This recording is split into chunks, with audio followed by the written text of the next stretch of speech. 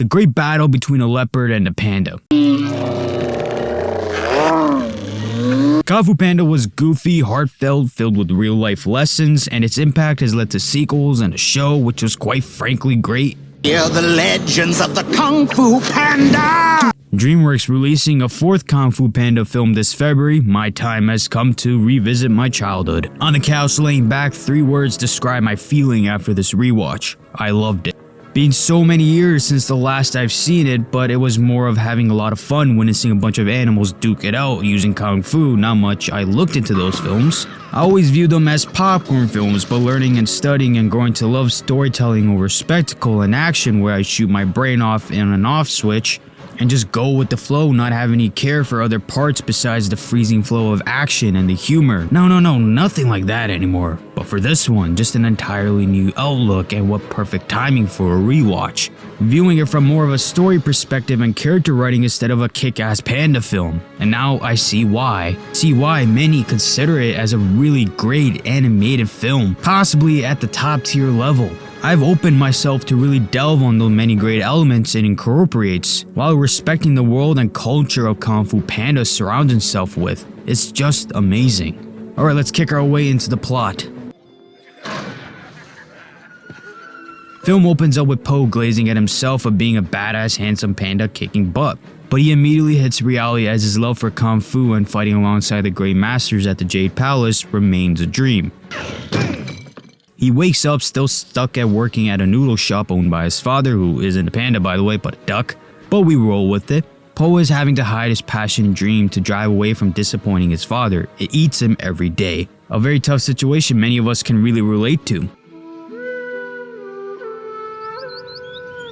The Fierce Five, training with Master Shifu, receives a call from Master Oogway that Tai Lung is bound to break out from his prison. His return is inevitable. I love that Oogway seems to take a lot of inspiration from Yoda as many old wise characters. It's very neat, not saying he's a carbon copy, he doesn't narrate his own character, but his relationship with Master Shifu is similar to Luke Skywalker and Yoda in The Last Jedi. This might be a stretch and this is not entirely confirmed, but I feel like you can see Ryan taking inspiration from these two relationships. You will learn more later why. The greatest teacher, failure is.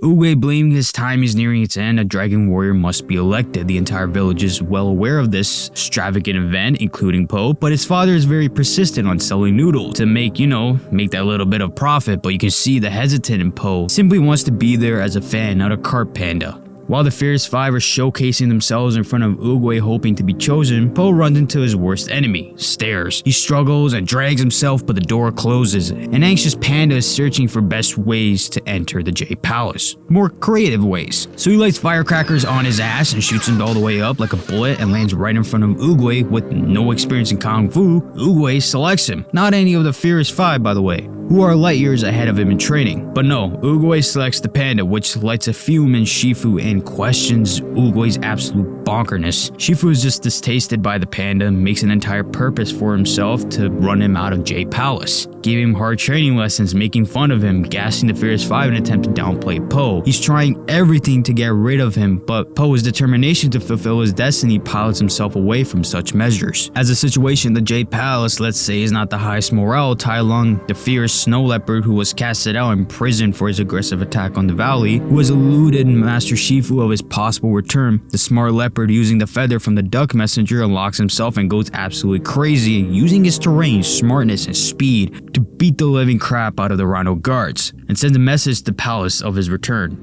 The real Dragon Warrior is coming home. Shifu, learning of this discovery, as well as in panic, he goes to Oogway telling him of Tai Lung's return. Oogway, believing in the panda, insists to Shifu to believe in him and nurture him and train him to become the Dragon Warrior. Seeking this wisdom, Oogway ascends to the spirit realm. You must continue your journey without me.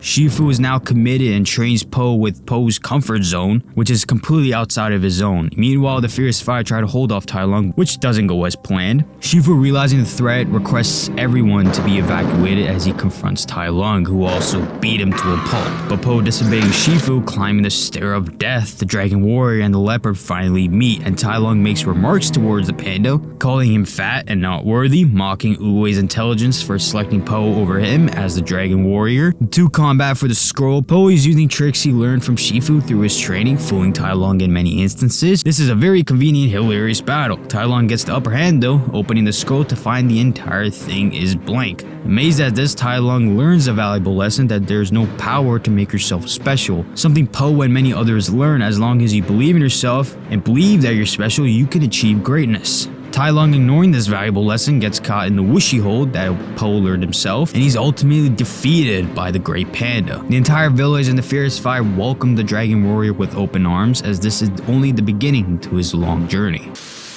It's certainly a neat way to look at these animated films in a new light since, let's say, 10 years ago, with now many rare solid animated films dropping in the past few years. Across Spider-Verse and Teenage Mutant Ninja Turtles, hell, even Puss in Boots.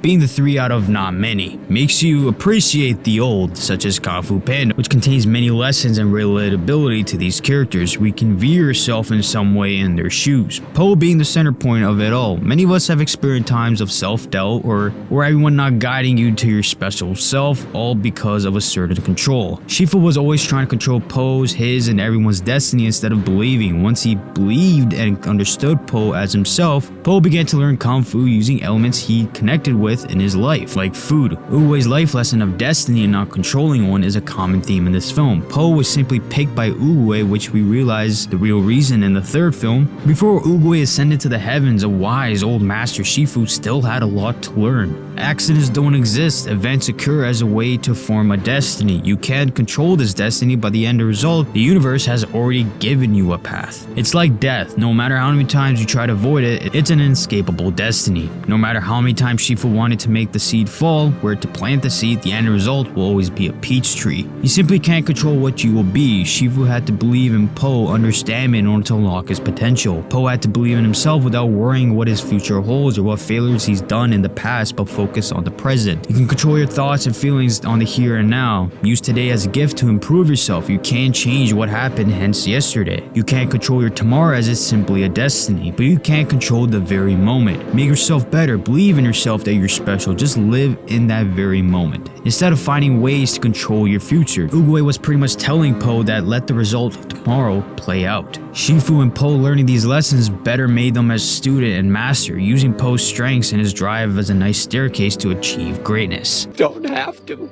To make something special, you just have to believe it's special. Tai Lung, the main villain of the story, but his story is far more complex and tragic what is given at face value. Dropped at the doorstep of Master Shifu's home, the two create a bond like none other. Shifu, recognizing his talents in Kung Fu, he begins to train him, nurture him, believing in him. Tai Lung was becoming one of the greatest Kung Fu gifts of all time. Learning over 1,000 Kung Fu moves, Shifu planted a seed in Tai Lung's head that he was destined for greatness, that he will be the next Dragon Warrior. But once Uguay saw only darkness in his heart, Shifu doesn't say a word. Tai inexcusably lashes his anger on the valley, only to meet Uguay, who's imprisoned him for 20 years. The act of Shifu painting a destiny and looking beyond and not in the moment filled Tai Lung with pride, and in the moment when Tai faced adversity and rejection in his life, something he never faced at all, Shifu not saying a word, Tai Lung felt abandoned and was all left alone for 20 years with nobody able to meet him. His story is so far more when the film goes deep in his history, how he was brought up by Shifu's mistake of this false perception, and he suffered it, breaking and burning the bridge that Tai Lung and Shifu created the moment Tai Lung was at his doorstep, which was Shifu's biggest mistake. It's why he distanced himself, no longer nurturing his students but giving them gritty training exercises, as he didn't want another Tai Lung. The rage Tai Lung carried, although justified, crossed many boundaries, expressing that truth that Uguay saw within him. Kung Fu Panda did this so well, introducing a formidable villain just by name, but later on learning this villain is indeed the creation of lack of discipline and mistakes from whom the film projects as the good guys. Tai Lung, wanting the scroll, believing it was his destiny, suffered his own self-destruction of an overpromise. Rotted in jail for 20 years because of your weak. What I ever did, I did to make you proud. Tell me.